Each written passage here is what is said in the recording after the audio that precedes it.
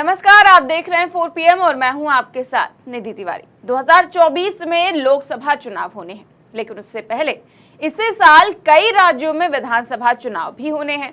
इसी क्रम में साल के अंत में छत्तीसगढ़ में भी विधानसभा चुनाव होने जा रहा है, जिसे लेकर सभी राजनीतिक पार्टियों ने कमर कस ली है। विधानसभा चुनाव से पहले कांग्रेस और भारतीय जनता पार्टी दोनों के ही दिग्गज नेताओं ने अपनी पूरी ताकत झोंक दी है और कल भी कुछ ऐसा ही नजारा देखने को मिला, जब एक ओर गृह मंत्री अमित शाह ने छत्तीसगढ़ में जनसभा की, तो वहीं दूसरी ओर राहुल गांधी भी रायपुर पहुंचे और एक विशाल जनसभा का आयोजन हुआ।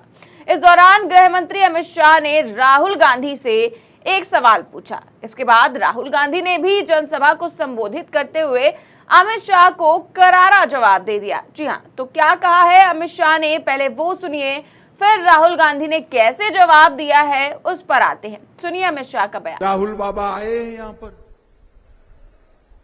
कुछ न कुछ बोलकर जाएंगे यहां से।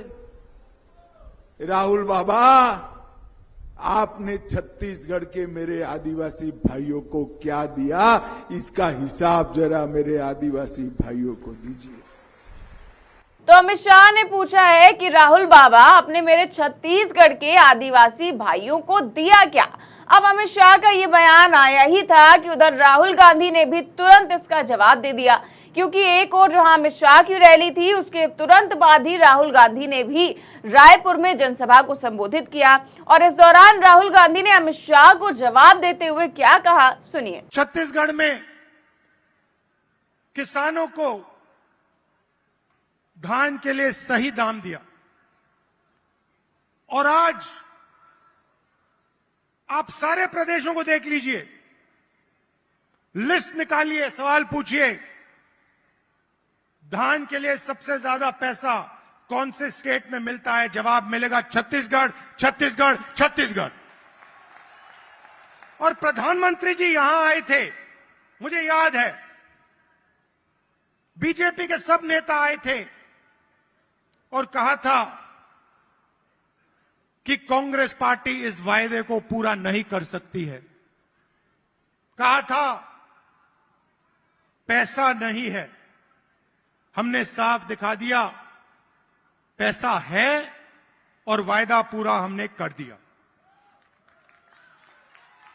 जहां भी हम जाते हैं, हम झूठे वायदे नहीं करते। 15 लाख रुपए का वायदा हम नहीं कर सकते। नरेंद्र मोदी जी ने कहा था काला धन वापस आएगा, 15 लाख रुपए बैंक अकाउंट में जाएंगे, उल्टा हजारों करोड़ रुपए हिंदुस्तान से बाहर जा रहा है। तो राहुल गांधी ने कहा कि हम झूठे वादे नहीं करते हैं, हम 15 लाख रुपए देने का वादा नहीं कर सकते, जो वादा करते हैं वो पूरा करते हैं। तो यहाँ पर राहुल गांधी ने पूरी तरह से जवाब दे दिया अमित शाह को और मोदी जी को 15 लाख रुपए याद भी दिला दिए, जिसका उन्होंने वादा किया था कि सभी के खाते में 15 लाख रुपए आएंगे। और उसको लेकर ही लगातार विपक्ष सरकार को घेरती रहती है कि 15 लाख रुपए कब आएंगे, कब आएंगे, लेकिन अभी तक उनका कुछ अता पता नहीं है। फिलहाल उधर अमित शाह ने सवाल किया और इधर राहुल गांधी ने तुरंत ही जवाब दे दिया कि हम झूठे वादे करते ही नहीं हैं। इसके अलावा भी राहुल गांधी ने अपनी जनसभा में भाजपा को आड़े हाथ दिया और काफी बहुत बड़े बड़े हमले बोले। क्या कुछ कहा है, सुनिए जरा। पूरे देश में ये नफरत फैला रहे हैं, आदिवासियों को नया नाम दे देंगे, एक धर्म को दूसरे धर्म से लड़ा देंगे, एक भाषा को दूसरी भाषा से लड़ा देंगे, एक जात को दूसरी जात से लड़ा देंगे। हमारा काम जोड़ने का है। जहां भी ये नफरत फैलाते हैं, चाहे वो मणिपुर हो, असम हो, कर्नाटक हो, जहां भी ये नफरत फैलाएंगे, कांग्रेस पार्टी के कार्यकर्ता वहां जाकर मोहब्बत फैलाएंगे। ये हमारा काम है, ये हमारी जिम्मेदारी है। आप देखिए, भारत जोड़ो यात्रा का यही लक्ष्य था। कन्याकुमारी से हम शुरू हुए, श्रीनगर तक गए,